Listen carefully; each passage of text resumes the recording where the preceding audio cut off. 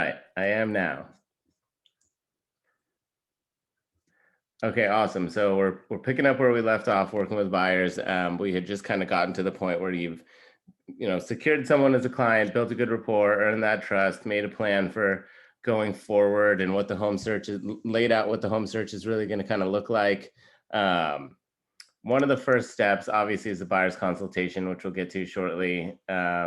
Usually, that happens before or right around the same time as setting up listing alerts. Sometimes, though, setting up those listing alerts with someone that's kind of on the fence, you'll set up those listing alerts as a way to kind of stay in touch with them. You've established with them that they want to buy property. You have a rough idea of what they're looking for and what they want to do, but they're maybe not ready to move forward because they're not sure. They're just not don't quite have that full motivation. So you'll set up listing alerts because that'll be kind of a constant drip to stay in front of them, and obviously with something that's valuable and exciting for them to see, which is listings. So a lot of the times it's a listing that really catches their eye is what's going to get somebody off the fence. So somebody that's been kicking tires and thinking about buying, a really nice eye-catching listing is something that might get them to take the next step and talk more with their agent, and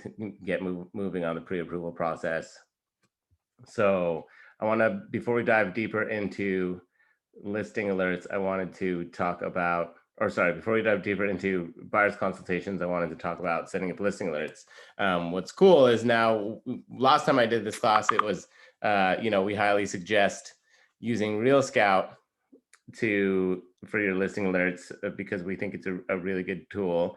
And now that Kenny pays for Real Scout for basically everybody on under Fast Real Estate, then we there's no reason that you shouldn't be using Real Scout unless there's something else that you're been using for a really long time and is really established, and you'd rather use that than Real Scout. But now that you don't have to pay for it, and it's like $30 or $40 a month, I think there's no reason that you shouldn't be using Real Scout for listing alerts, among other things. So I'm going to do kind of a abbreviated walkthrough of setting up a listing alert and just kind of an intro to Real Scout. Who on here is using Real Scout now? Has some clients set up on it, has been using it to communicate and collaborate with clients on listings? John, I used it. Oh, go ahead. Oh, I used it last week to set somebody up for a listing alert, but it absolutely bombarded him. I couldn't make a more defined search parameters for him. Okay, we'll talk about that in just a minute, but good to know that you're in it. There are some things you can do. Sylvia and Robert, I see your hands up. So you've been using Real Scout? Yes, I have. I actually had a few questions related to it, so I'm looking forward to this piece.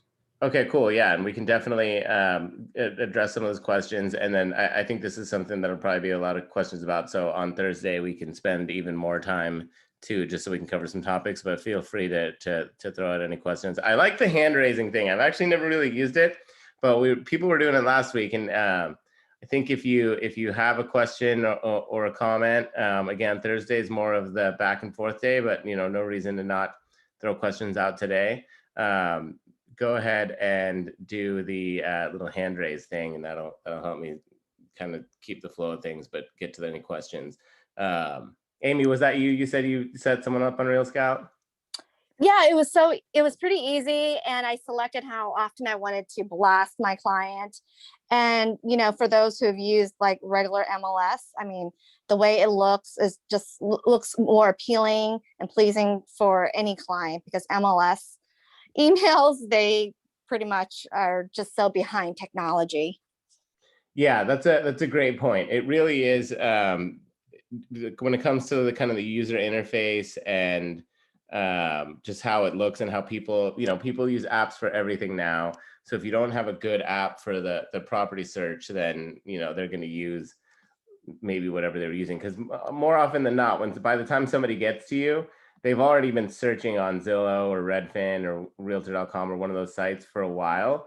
So they're used to that. So I always tell people too, when it comes to that, I acknowledge, okay, if you've been using whatever site you've been using and it works for you and you have a good rhythm searching it, like that's great. I'm also going to set you up in this platform called Real Scout. It's a tool that I use to communicate with clients, and it really streamlines the process of going back and forth with listings. But I also tell them, like, give it a shot. If you don't like it or you're just used to using whatever you're using, feel free to just copy and paste addresses, send me screenshots of listings, whatever is easier for you. I always make it clear, like, I have this tool that I think will streamline the process, but if you want to just send me screenshots from Redfin, because that's what you've been looking at for the last 6 months, by all means, go for it. And I noticed that, like, once I started using Real Scout versus other listing alert tools, more often than not, people will switch over and start using Real Scout, because the functionality is pretty good. And like you said, it looks pretty good. And there's a few little features here and there that people seem to like. So highly recommend it. And again, now that you don't have to pay for it, no reason not to do it. So I'm going to walk you through. So this is the dashboard. This is what you see when you log in. Just to show you some of the features, this is the feed so that you can see what clients are doing. Obviously the visibility into it is huge, because that with active clients, you can use it to communicate on properties that you want to see, because they can mark interested or send you questions and it'll organize everything for you.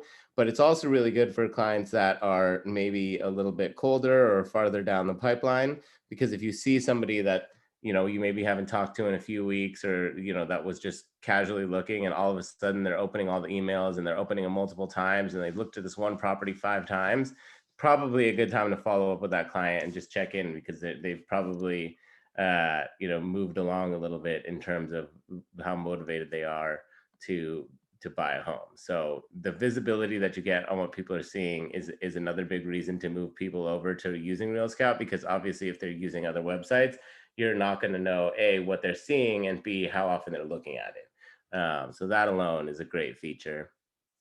So this dashboard will show you what people are looking at. And it's great because some of these are people that are way down the pipeline and are just kind of casually looking. And some of these are people that are, we're looking at property together every week and they're actively writing offers. So it's nice to see just how engaged that they are. When you have a little star, that means that they're like a favorite client. So you actually get a notification when they do certain things. And so going into clients, so let's go to add client. So we're going to do test, and then obviously this isn't real, but this part's pretty self-explanatory. You put in their name, email, phone number, and then source. So if you, referral, whatever like source you put in there, then as you get farther along and have more people in there, then you can kind of go back and see like where some of your business is coming from. So this part's pretty self-explanatory. Go ahead and get to the listing alert, add their first email alert. So listing alert, market activity alert is a new feature. I think it might even be one of the like broker account specific features. We're not going to get anything too advanced today just for the sake of time. So obviously we're just going to go to listing alert and hit next. Set up a listing alert now for your client. Like every once in a while, you'll have a client where you'll just set them up on Real Scout. Like maybe they have no idea what they want and you just want to give them access to the tool, or whatever they've said they wanted to set up their own searches. You can just set them up and it'll send them an email to invite them to the system, and then they can kind of go in and play around with it. But most of the time you're going to be setting up alert for your client. So set up alert now for your client and then create listing alert. And so this is what I really wanted to talk about a little bit more when it comes to the filters, because I think kind of the general idea when you're setting somebody up, unless their search is really specific and you're on the same page and it's really specific. Like I have a lot of clients that live in the neighborhood, from my sphere, that live in the neighborhood that I live in. Their kids are already in, they have young kids that are already in this elementary school. They're not going to switch schools. They're either renting in the neighborhood now, or they want to sell their home and buy something bigger, but their parameters are pretty tight because they're staying in the same school. So it's like, we're in a 1,800 square foot 3-bedroom 2-bath now. So we want to stay in the same school district, but we want at least 2,500 square feet, and we definitely need 4 bedrooms. For somebody like that, you can go ahead and set pretty specific parameters, because their needs are pretty specific. So, you know, they're not going to want to see another 1,800 square foot 3-bedroom, because one of the biggest reasons they're buying is because they need a bigger home. They're not going to want to see something in a neighboring city or even on the other side of town, because they've, you know, made it pretty clear that they need to stay in the same schools. So, you know, that's something too. Like, if you have a conversation, and it's something that a question that you should ask is like, hey, you know, if you found the perfect house, but it went to a different elementary school, is it something you consider? A lot of times, like, they'll know the answer for that. And you'd set that up accordingly. But there will be some buyers, especially first-time buyers, where early on in the process, they really have, you know, a pretty minimal idea of what it is they want. Like, they'll have their needs and wants for sure. Like, you know, we'd like at least 3 bedrooms, 2 bathrooms would be nice, but we could live with 1. Like, we want to be in Oakland, but, you know, we're not totally opposed to San Leandro, or, you know, Castro Valley, or, you know, even Berkeley, you know, depending on price point, like Berkeley, Alameda. So with those people, when you're talking to them, you want to set the listing alerts up pretty broad. And you talk about that you're setting it up pretty broad, and you tell them like, hey, you know, we're going to start with a pretty wide net, because I'd rather have more to look at and then narrow it in from there than just completely miss something that might be a good potential fit for you, because we set up our search too tight. And so, you know, let's say we have that person where like they really want to live in Oakland, but they have the budget to afford Berkeley potentially too, and, you know, maybe San Leandro is part of the picture as well. So there's a couple different ways you could do that. Normally, if all the criteria was the same for all those cities, I would set it all up in one search, so you can do multiple cities. So sorry, yeah, I don't know why that comes up, but Oakland, and you can see as you start to populate these, the cities, the results will pop up. And so it's nice to see as you go in how many results are popping up. And actually, I like to, for that reason, a lot of times will like to put in the other criteria before I put in the cities, because then you can see like how much is going to come up for somebody. So like, say their minimum, say their max price is 900,000 in this market, like and it's something that you have a conversation with. It's like, if someone's max price is 900,000, like you don't necessarily, I mean, you really don't want them looking at listings that are priced at 899 or 849 or even 799. So that's something it makes it even trickier now. And that's kind of bigger than just setting up listing alerts. That's helping your client early on, like, understand the market. Because if you have somebody who's a first-time buyer and their max is 899, their max is 900, and they're just getting into search, and all the listings that they want to go look at the first few weeks are 850 and 899, it's going to be, you know, definitely a learning curve and a little bit of a battle just to get them to look at listings that they have a chance at getting. So and setting up these alerts is a good time to kind of have that conversation, because you can tell them, like, you know, in this market, it's pretty aggressive. You really need to give yourself room to compete if you want something. If something's been sitting on the market for a while and it's towards the top of your budget, then maybe we have a chance at getting that. But really, when it comes to new listings that are hitting the market, you really want to get them to wrap their heads around that they really need some room. And, you know, depending on what you're sitting and looking in, if their max is 900, like, you might not want them to even consider something that's over 700.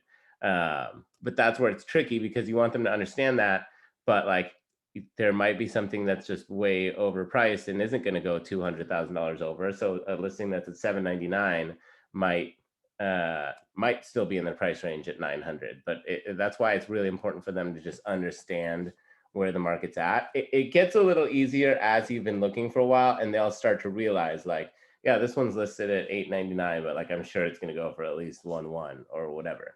But the more you can kind of get people to understand early on that they need to stay kind of well under their max budget, to just the more time that you're going to save everybody, because some people really will need to learn the hard way. And I think like the good agents in this market, the quicker you can get them to learn, like the better, because you're just going to be kind of wasting time. And sometimes that means like going and showing them something that's listed at $899 when their max is 900, and then telling them like, okay, that the offers are due on Tuesday, they're expecting 10 offers, and every once in a while you get someone like, let's just submit at 900 and see what happens. You'll get to the point where through the buyer's consultation and coaching with clients, like you probably won't be in a situation where a client's telling you to submit an offer at the list price when there's 10 other offers, because you're going to do a good job of coaching them to understand this market. But that's not it's a situation that you will find yourself in at one point. But writing that offer is good experience, because it sets you up for the next one, and it's even better experience because it shows them like, hey, I told you we should be looking at stuff that's listed closer to 700. We went and looked at this 899. We wrote an offer. We were at the bottom of 10 offers, and everything was at least $150,000 over us.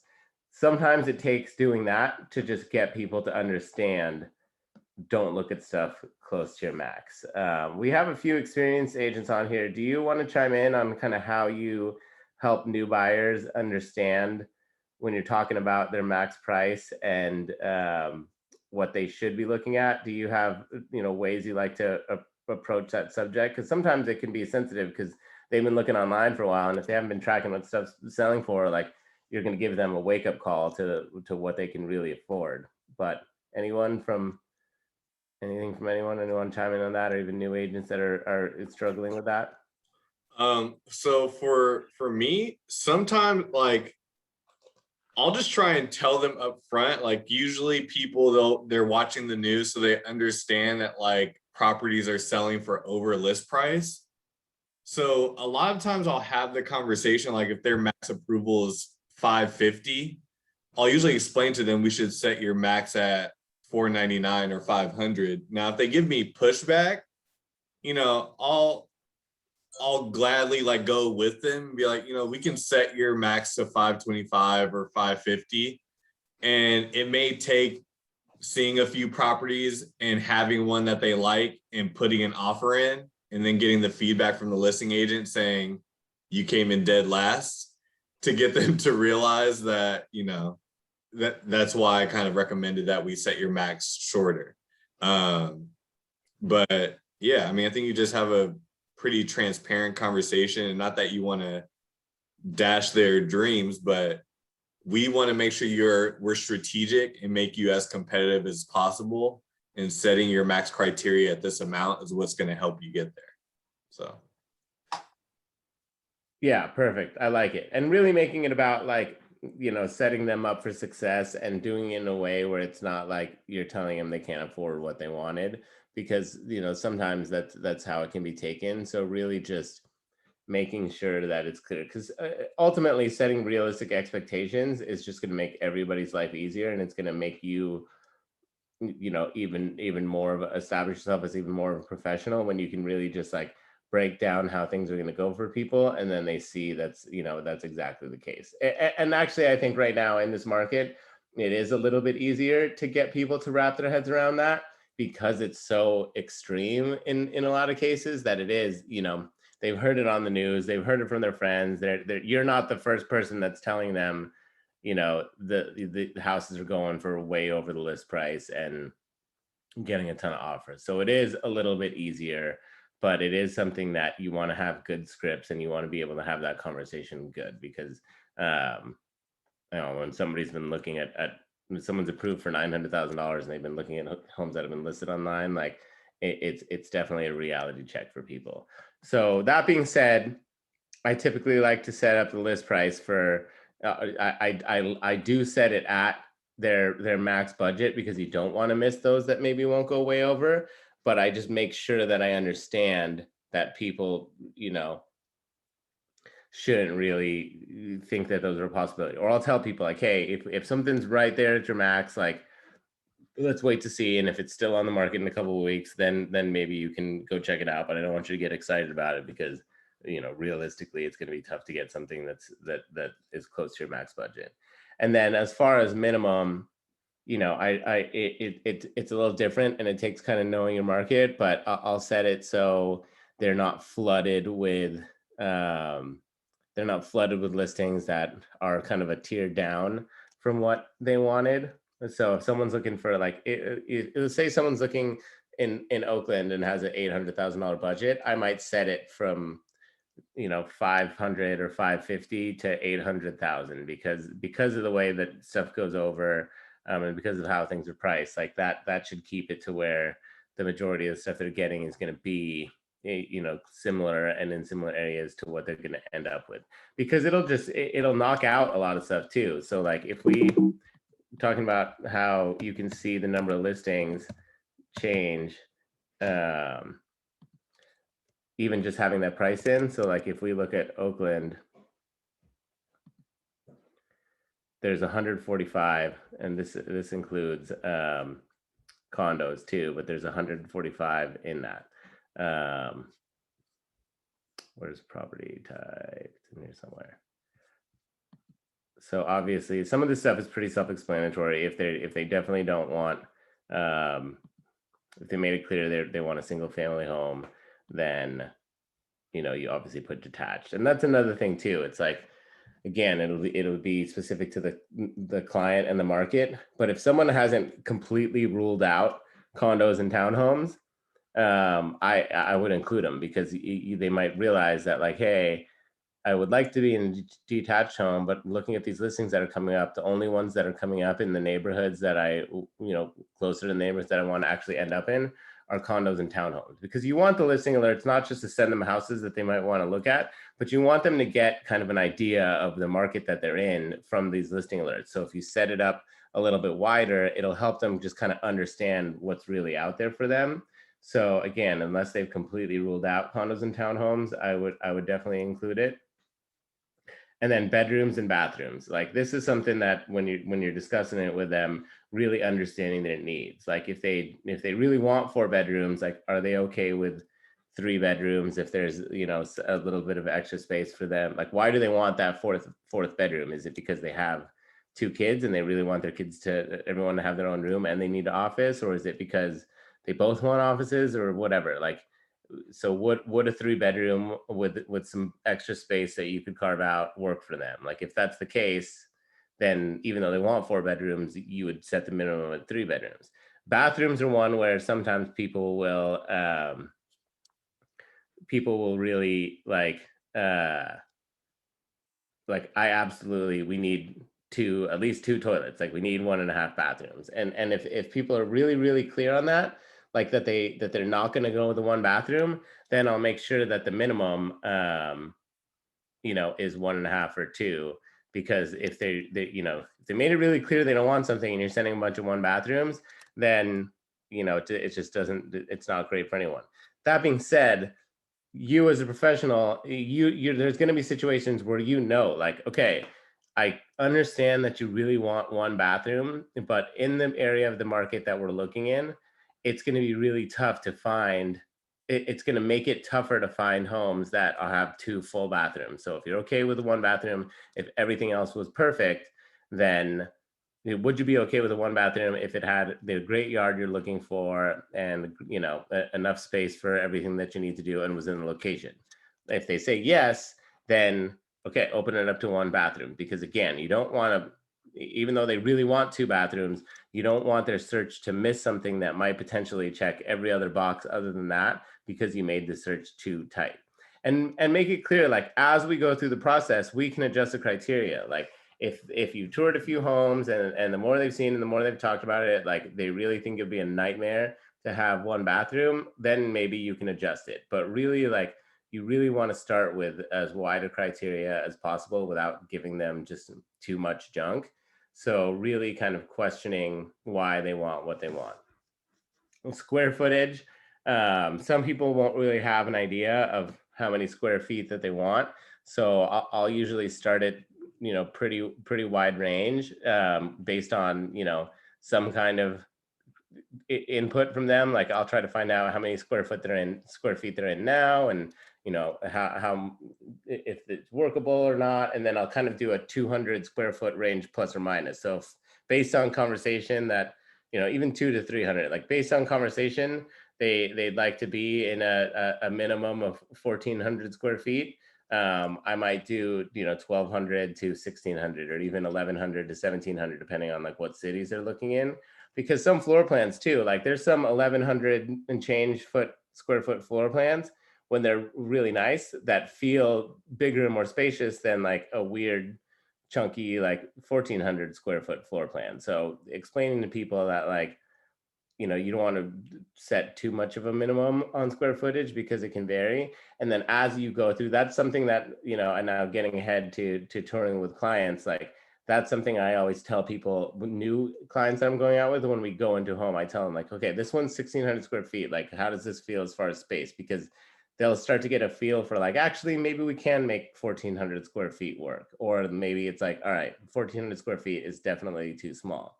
So again, starting this wide and narrowing it down as you go throughout the process. So, I think you kind of get the picture here that my philosophy, unless someone has really specific needs and wants, my philosophy when setting this up is to really open it up to include more, and let them know that that's what they're doing. And you can tell them, like, if you're just getting bombarded with stuff that you don't want, then we can make adjustments. But I'd rather you see more stuff in the beginning than potentially miss something that's a good fit. So, again, just keep it pretty wide. And once you have a criteria in there, there's some options when you save it to the client. So obviously search name, this is going to be what's going to be in the subject line. So sometimes you'll set up multiple searches for people. So I might say like Oakland 3-bedroom, max 800K. So when they get the search alerts, they know that that's what it is. These options here are good to understand, because they're going to be a little bit different depending on kind of where the client's at. So ASAP is obvious, like they're going to get it shortly after the listing goes live. Real Scouts, just because it's a syndicated like portal site, and like Redfin is actual like brokerage that's directly typed into the MLS, like though some of the sites are going to get a little bit faster, but if you set someone on ASAP, they should get the listing pretty shortly after it goes on the market. Daily means they're going to summarize the listings and then send them all in one day.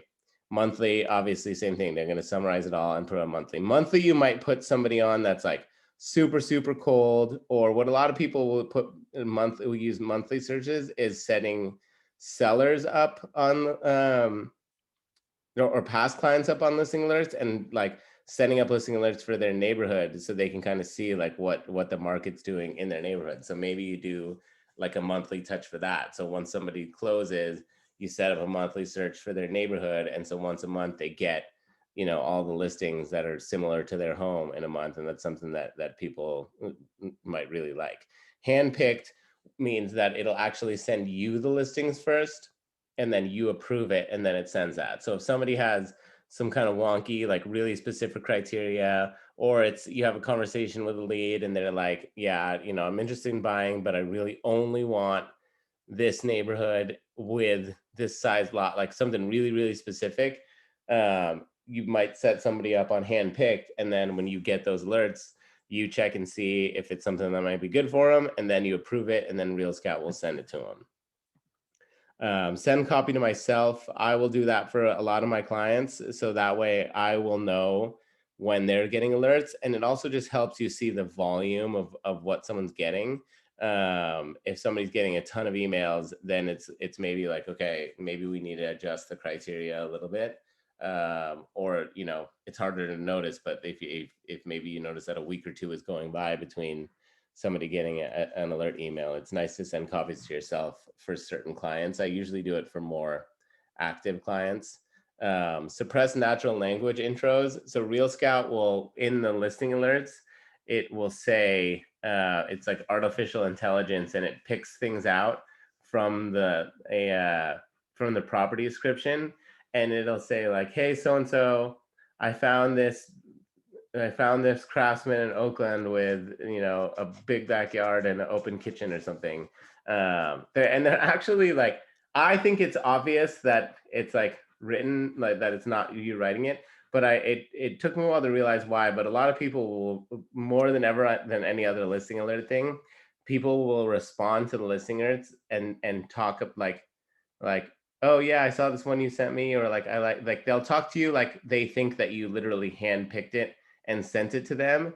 And I realized eventually that it was because of those natural language intros, because some of them really do sound like you're trying to like think of a highlight of a house after looking at it and send it to them like, hey, check this out, it's got a great open concept kitchen. Like if you don't like the natural language intros, then clicking this box, those won't get sent.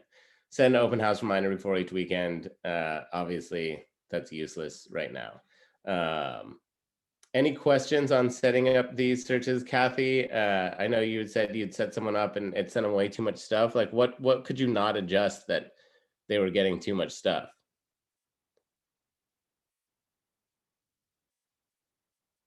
Okay, we'll come back to that. But any questions on these different settings when it comes to searches and how you might use them for different clients?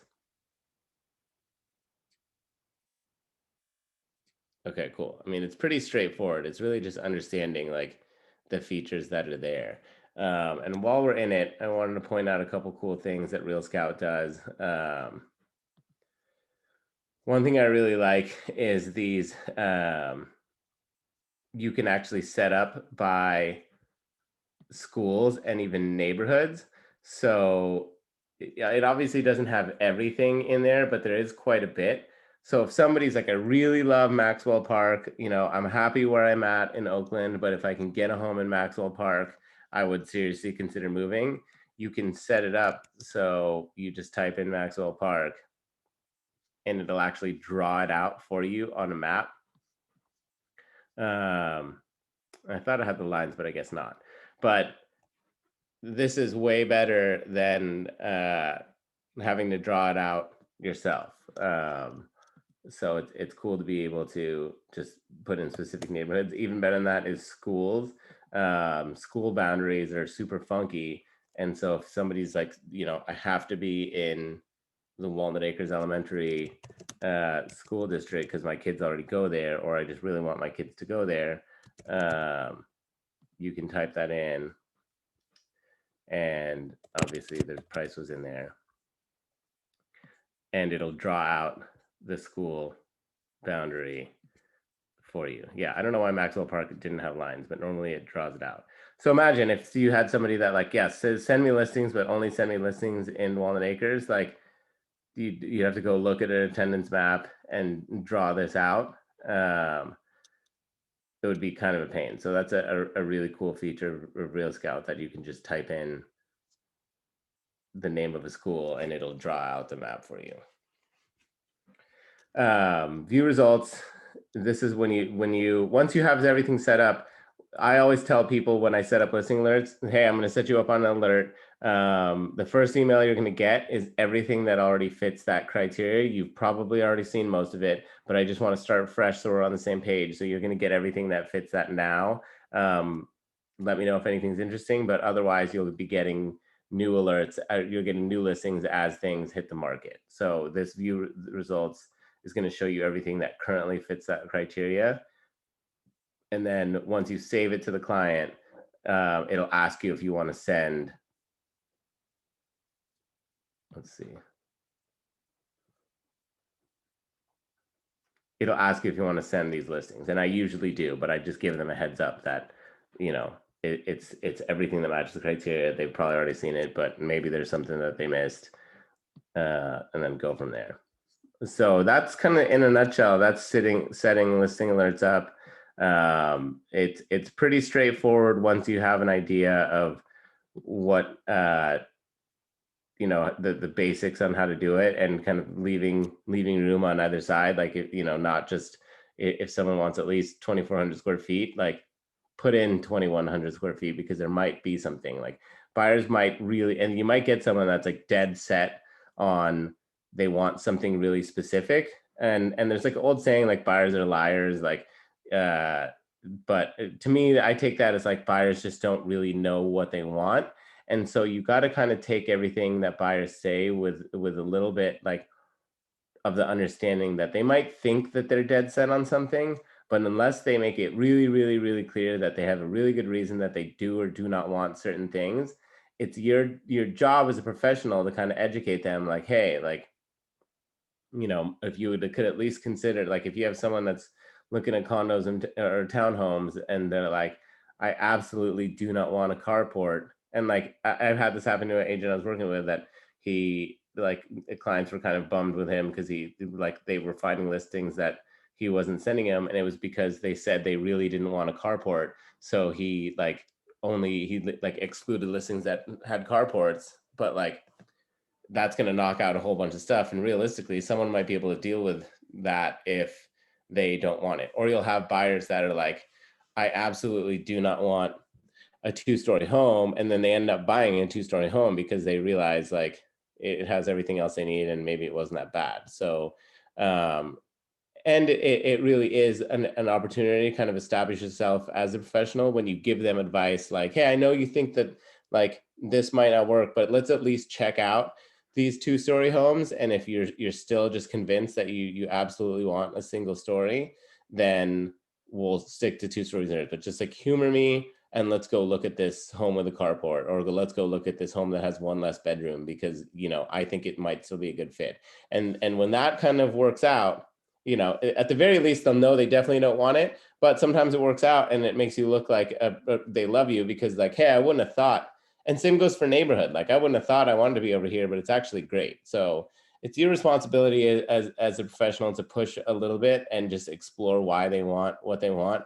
And the conversation around setting up listing alerts. Like if you're not just early on, I think basing that conversation on I'm going to set up this alert, let's walk through this criteria, it's a good way to kind of unearth some of what they really want because you're setting this up. So as you get more experience, you'll get more comfortable really pushing. I always tell the story. So before I was in real estate, when I bought a house in Oakland, we were coming from San Francisco. It was a big enough deal to leave the city. I really wanted to live in Oakland. All my friends were still in the city. And my real estate agent at the time, who I met through a lender, it was just referral. She was like, hey, based on your price range, like I really think you should check out San Leandro. And I was like, I don't know what San Leandro is. Like, I want to live in Oakland. Like, I don't want anything to do with San Leandro. And that was the end of the conversation. We ended up buying a house in Oakland that was like one exit away from San Leandro. We would go to San Leandro for like everything, to like walk our dog and go to the grocery store. And like 6 months after buying the house, I was just like, man, like, I really wish I listened to her and at least checked out San Leandro. Because if we had, we would have probably included San Leandro in our search. Like, even though I really wanted to live in Oakland, like being in San Leandro, I probably would have realized like I could see myself living there. And she's a great, super successful agent now. But when I bought a house with her, she was a pretty new agent and she didn't really push too hard on that. Whereas I think a more experienced agent, and same with me, like being less or more experienced, like would have just said like, hey, just humor me. Like, I know you don't want to I know you don't want to live there, but just for the sake of being sure that we can exclude it, let's go look at a couple of houses that, are X that have something you think you don't want. Because you really might just, hit a home run and show them something they didn't realize that is a great fit for them. So just push a little bit on what buyers tell you they want, because it's a process and it definitely evolves. Anyone have any questions on that, or scripts they like to use or situations they've been in? Robert? Yeah, thank you for taking the question.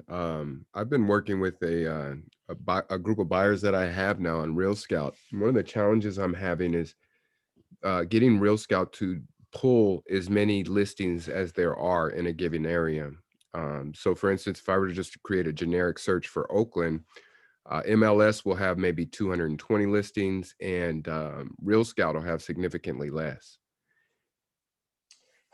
It might be, so it might just be like your settings in Real Scout and the MLS that you have Real Scout set up as. Let's see, I don't know where to go. to see that. So this is something maybe we can like look at offline or another time. But I know, like, if you remember when I set the new search up, actually, let's just bail Yeah, out. in the MLS, you could have like condos and lots of land, and like you could end up with like a lot more than just, let's say, single family homes in a certain area. But I have heard that complaint that Real Scout doesn't have as many listings as the MLS or other search platforms. I don't exactly know why. It's not quite as the whole picture. Yeah, and sometimes too, like MLS will have like duplicate entries. Like if you're just looking at the number, like MLS will have stuff in there twice because it'll have it in there. Like people will put it in, as a residential income, or they put it in as a regular property, or sometimes it'll have the listing from like the two different MLS numbers, like because they put it into two different MLSs. But it also could be because I have seen that myself where it's like I'm setting up a search and it seems like listings are missing, but then I've always figured it out. And there was like some criteria that was or wasn't in the search that made it not come up. But check, so at the very least, check what your search and when you're for the listing alert, and just make sure that the data feed is right. Because if the data feed is wrong, then that could be it right there. That it's not pulling from the correct MLS. But we can definitely look into that more, and I'm sure Real Scout would be interested to see, like, if it's significantly less and you feel like you're missing stuff. Yeah, their chat, their little, if you click that support button and stuff, they're super responsive and helpful, and they're always trying to make the product better. So if you ever notice stuff like that, like, reach out to them. They're great. Yeah, definitely. But check the data feed too when you're setting it up, and then check the criteria that you have, and then see how different it is. Yeah, maybe it'd be worth it for us off meeting to do a screen share and hop on with Real Scout, who I've been in contact with, because it seems no matter how I slice it or which listing service I use, it's less listings. Yeah, that's weird. Yeah. I'm happy to look at it because I have heard that too, but then I've always kind of figured it out. So we'll check it out sometime. Cool. Thank you. Any other questions on setting up listing alerts or those conversations with your clients?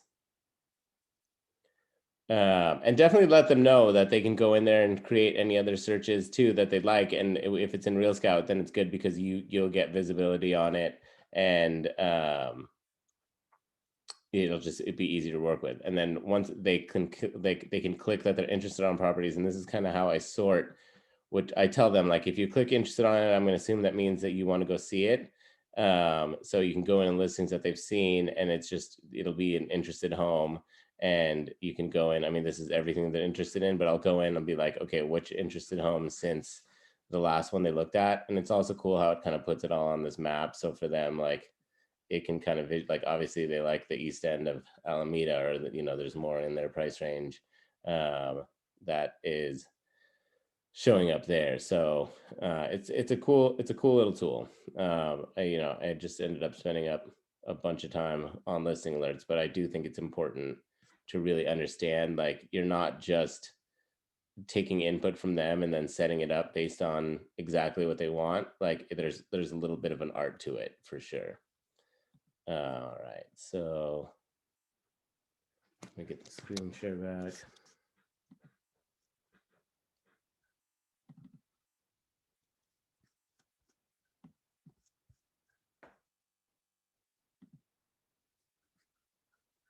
All right. So buyer's consultation, we talked about that a little bit. Well, I mean, we talked about it a few times, and just the importance of the buyer consultation and really, like, mastering all the little chunks of it. I think it was Jeff that was talking about it last time, like just taking, a couple pages at a time and focusing on practicing those, and putting that all together so you have a good flow, because these are all, like, being able to do a buyer's consultation from start to finish is important, but understanding all the components of it is even more important, because maybe you're not doing full-blown buyer's consultations, but you're going to be explaining financing and contingencies and how escrow works and different little ordinances and things like that. Like this talks about the search tools. So really just like the best way to master all of it is to just do it as a whole. And then you just take pieces of it, in your day to day. Christina, I see you raising your hand. Yes. Hi. Okay, question. When can I actually see a full consultation from start to finish to kind of get an idea how to piece this together? I read through it, it all makes sense, but I just want to get a visual so I can start practicing it. I'm sure there's some recordings like somewhere in Slack. Ryan, I know you spent a lot of time with buyers consultations. Do you know where there's any recordings of people doing them? All right, Ryan's got. Yeah, you can just find them on calls. Slack. Say that again, In John. Slack under the thread best calls, there's a bunch in there. Yeah, just search up Alright. like buyer consultation and it'll just show up. Okay, cool. You got that, Christina? Yeah, I know a lot of people have recorded their sessions like with Elias or with other agents. So I'm sure that in Slack there's a bunch of recorded ones of people going through the whole thing. Cool. So this is just I broke out. This is like what happens once you're in or no, this is like a breakdown kind of step by step of these. I pulled this out of the buyer's consultation because this is like drilling down more into the step-by-step process of finding a home. So we've kind of gone through a lot of this stuff, but like looking at it like this, and I'll send out the slides. And Michelle, I know I owe you some slides too, but like you can go through and look at these because this is kind of a good little breakdown of, the big milestones from the initial consultation to figure out financing once you're out there touring and then making an offer. And then once you're in escrow. So we talked about setting the listing alerts. So you've got your buyers all set up on listing alerts. You're all on the same page. You're out there looking at homes. This is just so kind of talking about how that phase of the whole process works. So obviously, like, it's going to be different. There's going to be some people where you go out a couple times, you've coached them up really well to understand what it's going to take to write winning offers, and they find something they love and they write pretty aggressive offers, and it just takes a couple. And then there's going to be some where it's can be a long process of touring plenty of homes like every week, sometimes multiple times a week. And so really just being efficient as possible. So, I like to use Real Scout to streamline that process because I tell them, like, just mark everything you want to see that you're interested in. I also tell them too, in this fast moving market, like I have it set up to where I'll get a notification for someone that's really active. I'll get a notification when they mark that they're interested in something, and then I'll just go take a quick look in the MLS just to make sure that offers aren't due like in 2 days or something. And then we'll go see it on the next tour. But being really organized when it comes to keeping track of the listings that they want to see and then setting up the tours in kind of a streamlined, efficient way is just going to make your life easier, especially in this market where sometimes we've heard of agents on our team showing clients 40, 50, 60, 70 properties before they got in a contract. So if you don't have a good system for yourself and between you and your buyers for putting those tours together, it's just super, super cumbersome. So I just mentioned, so proactively research properties as buyers express interest. I think that's extra, unless you're like really established and going out with clients on a very regular basis. When they're interested in something, you want to make sure you go check the offer date, because there's a lot of properties these days that are on the market for 3 or 4 days before they take offers. So, the worst thing you want to happen is for a client to be super excited to go see a property. They send it to you. I'm sure this has happened to a lot of people in this market, but a client, if you're not proactive, a client will send you a property and then you look it up and they're taking offer. It's noon. They just sent you this property they want to go see, and you look it up and they were taking offers at 10 a.m. that morning. So making sure that you're staying ahead of the game for the properties they want to see and having a plan. And then I put in here peds and showings by appointment. So for new agents, it didn't used to be this much work to set up tours. And for myself and for people I've been doing for a little while, I mean, there's a lot of complaining whenever we had to set up tours the first few months after all the COVID guidelines changed, because now and who knows how much longer this is going to be, but probably for a while, everything is by appointment. And 95% of agents stick to that. Every once in a while you see a listing where people will just say go, but everything's supposed to be by appointment.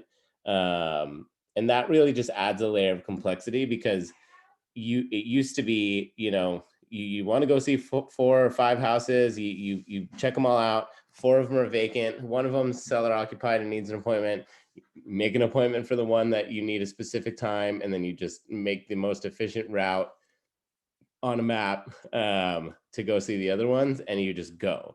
Now you need to like schedule appointments for all of them. So if you're looking at 4 properties, you need to first you need to figure out what maybe is the most efficient route, but then you need to schedule appointments for all of them. And then one of them is not going to have appointment available in the time that makes sense that you're going to be there. So now you're like rearranging this whole tour, because you were hoping to go in this order, but there's no appointments for this one house. And so now you're just like either going back and forth across town or from city to city. And it's just kind of a mess. So we have some resources for you. Like we have Rebecca and the VAs that'll help with PEDS and help with scheduling tours. But for new agents, the whole point of having the team assistants do that stuff for you is so we can leverage your time and you can focus on other things, because it's scheduling tours is more of an administrative task. But when you're new, there's still a lot of value in doing that stuff yourself, because you're learning what to look out for in the MLS when it comes to showing instructions. You're learning just how to set up that route, because even when you're busy, you're not always going to have enough lead time to have the team help you with it. So for new agents, we highly encourage you, as much as we want everyone using the leverage that we're making available to you, we highly encourage new agents, to do all your tours and set them all up yourself. So in addition to everything being by appointment, which makes things logistically a little bit tougher, there's the PED form, which is the Property Entry Advisory and Declaration is what it stands for. So I'll call it the COVID entry form. It's something, if you've been to any of our Zillow trainings, it's something that you really want to get good at explaining in kind of a concise way. You don't want to make too big of a deal of it. It basically just explain that it's required for all properties. It basically states that you don't have COVID, you haven't been exposed to COVID, that you're going to use precaution when touring the property, and that you understand the risk. But you have to get that signed for every property that you go and tour. So not only do you have to get it signed, you kind of have to get it signed in a timely manner. Less agents now are for the most part a little bit more relaxed about PEDS. Like you definitely have to get them to it ahead of the showing.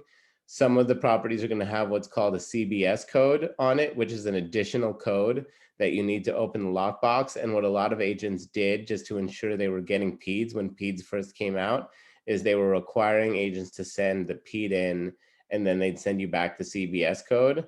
So that way you're not standing outside the property without the code. And you don't want to be standing outside the property without the code. So you make sure to get the PED in on time. I feel like less agents are requiring that now, but you will still run into it. It's still fairly common. It was just really common in the beginning. But getting PEDS in and getting them done in a timely manner is important anyway. So that was just an extra layer to make sure people are doing it. You will get some agents that are just super extra, like they'll want the pre-approval, they'll want you to sign the disclosure cover sheet. Sometimes I had one where there was like a whole questionnaire on Calendly that we had to answer before they'd schedule an appointment. And it also said if they didn't get the PED within 2 hours of the appointment being scheduled, they were going to cancel it. So there are some agents that make you jump through even more hoops to schedule the appointment, but it is getting, I feel like, a little bit easier than when these restrictions first came into place. But the biggest difference is scheduling everything by appointment. So next week, or not next week, on Thursday, we'll go through and we'll actually like set up a tour together so we can talk about best practices for setting up the tours. So you can do it in kind of an efficient way, and everyone will have their little, their system for how they like to do it. But I'll just show you some of the things that I do just to make it, efficient and organized. And then this last paragraph, or this last section here, I talked about be prepared, organized, and professional. And I mean that in relation to like meeting your clients and touring homes. Like if you are going to tour properties, especially, obviously like the first time, and that's why I highlighted, you only get one chance to make a first impression.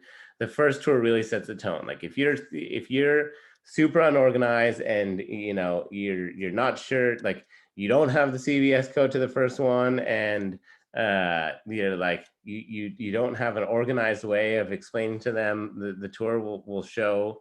Cloud CMA is one way. It's how Elias trains people to set up buyer tours. It's something that you can email them like the tour ahead of time.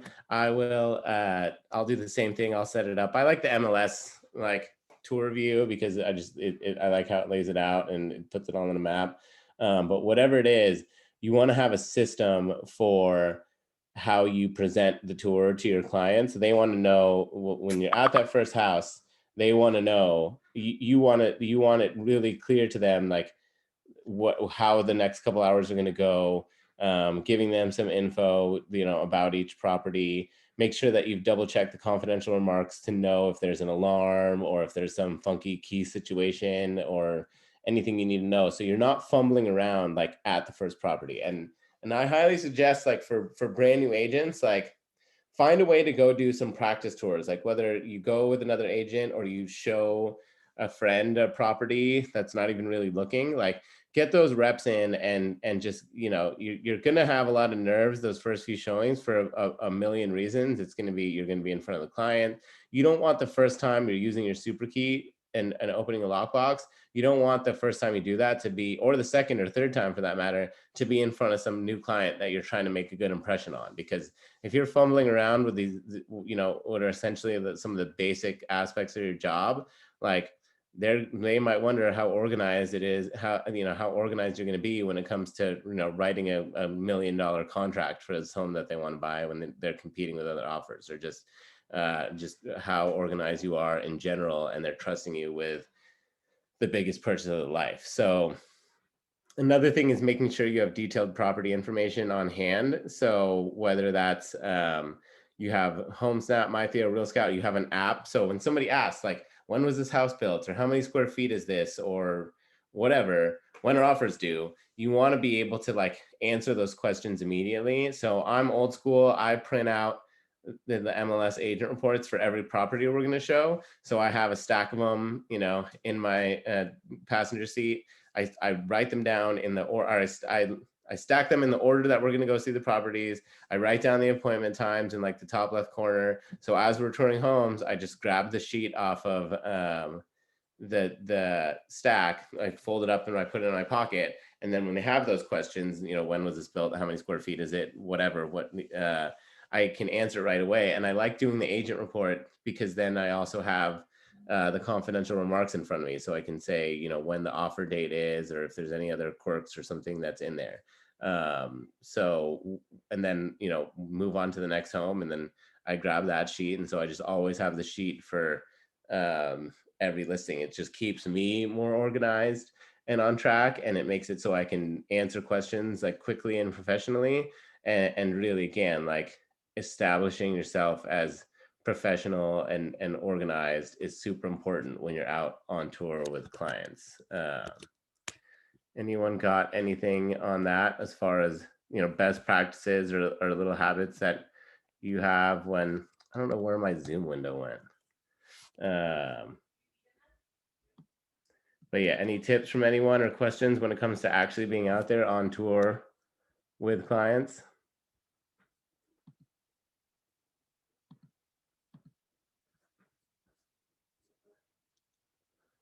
Ronnie just said, I just scheduled a tour for myself to see the properties out there that interest me. You don't need a client to practice touring. Yep, Ronnie, that's a good point.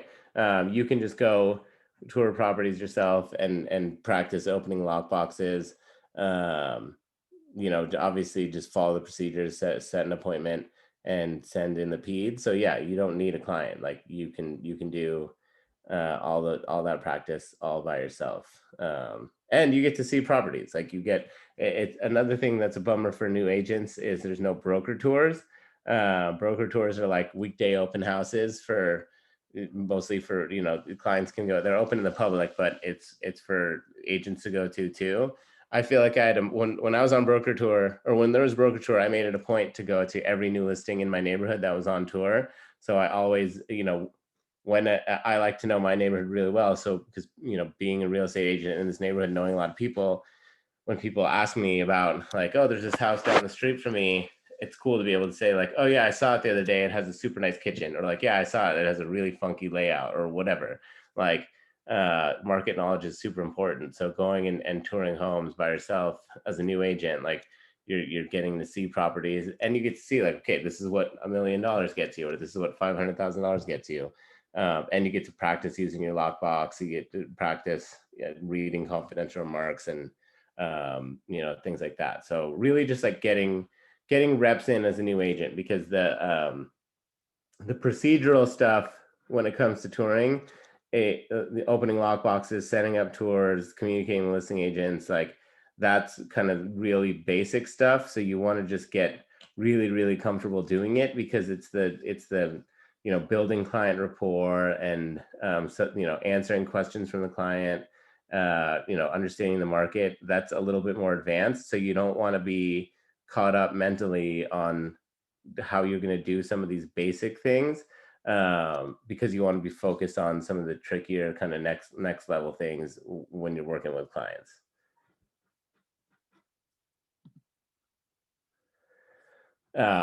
So we're talking about touring homes. We've talked about listing alerts. We've given a couple of best practices when it comes to setting up tours and being out there with clients. One actually thing, just backing up and talking about touring, and I'd be curious to hear other people's philosophy on this, like how you walk somebody through a home. There's everyone will have their own style, and you'll find what works for you. But just generally speaking, and there's a lot that can be said on this, but like generally speaking, I try to like give people space. I try not to talk too much. I like let them take it all in and kind of envision themselves there, and let them kind of see it at their own pace. And I kind of like, like I'm exploring it with them, rather than like, this is the living room. It has a granite countertop, and oh look, a gas stove, and it opens to the kitchen's open to the living room, and down here we have this bedroom, and then here's the hall bathroom. It has a double vanity. Like I think some people might think in the beginning that they need to like literally lead a tour through the home and just be talking the whole time, but like I try not to talk. If I see something cool, I'll point it out, like or if I see something quirky, I'll point it out. But I really try to just like let the clients kind of take the lead. Right now, and with COVID, it's a little trickier because you need to stay with you're supposed to be opening all the doors instead of having them do it. So and obviously like this is assuming that you trust your clients, you feel safe with them, and like you're not like it's a whole nother topic touring a home if you're sketched out by your client or something, because there's you never want to be you always want to like be near doors and walk people through the home in a way that like you're never blocked off from an exit and things like that. Like that's kind of advanced touring.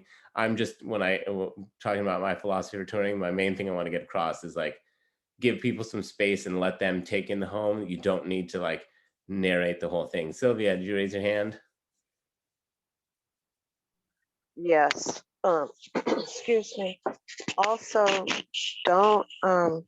don't express your opinion. It might be a neighborhood that you wouldn't want to live in, or the colors in the house might be something that you wouldn't do, or it may be near a cemetery that you wouldn't want to live by, but that might be their thing. So just let them look at it, and just don't say what you wouldn't do, or express that, oh, I don't think this neighborhood is safe, or don't say any of that. Just let them look, because it may be just their cup of tea. Yeah, that's great advice. And that reminds me of another thing is like you really want to like especially these days where people have like cameras and stuff, like when it comes to the conversation that you're having and all that, like you want to kind of keep it like you can get in the car and or like get out of the house, and then you can make fun of the bathroom or talk about the terrible whatever. Like you want to just assume almost that like this if you carry yourself as if you're being recorded and the sellers are going to see it later, then that'll keep you out of trouble. Because I have heard horror stories from listing agents of their sellers going back and watching video of their clients in here, and people just saying like ridiculous things, and that just drives them to the bottom of the list if they're going to be writing an offer.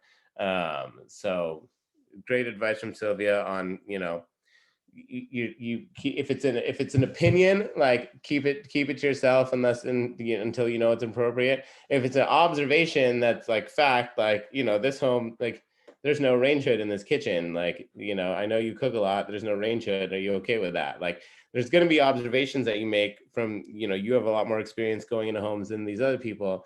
There's going to be observations that you have. If it's going to add value and can add perspective, like definitely express it. But if it's just an opinion, like if you think this backsplash is ugly or you can't believe they painted this kitchen this color, like what if you say talk about how ugly something is, and the buyer was about to say that they liked that thing, like now just kind of it's not good for your relationship with the buyer. So try to keep opinions to a minimum, but obviously like helpful observations that from your professional experience and your perspective as somebody who walks through tons and tons of homes, like that stuff's great, because that shows your value, and you're not just opening the door for someone so they can check it out. Like you're adding insight and perspective and helping them envision how a home will or won't work for them. But yeah, opinions can be kept to a minimum, and really just give them the space and let them take in the home. But thank you for that, Sylvia. So we're kind of getting up against it. I've been going deep in some stuff and going a little longer, so not covering as much as I would like to. But what we'll start with on Thursday, and then we'll also go back through some of this other stuff. But is what to do when somebody's found a home that they like. Like we've been touring homes, we're ready to write an offer on this one. What are the steps from there? So that's what we'll pick it up next week. Hopefully there's some insight, and people got something from the stuff we covered today. I'm happy to answer any questions or anything that's come up from this phase of working with the buyers, but otherwise looking forward to next week. Everybody good?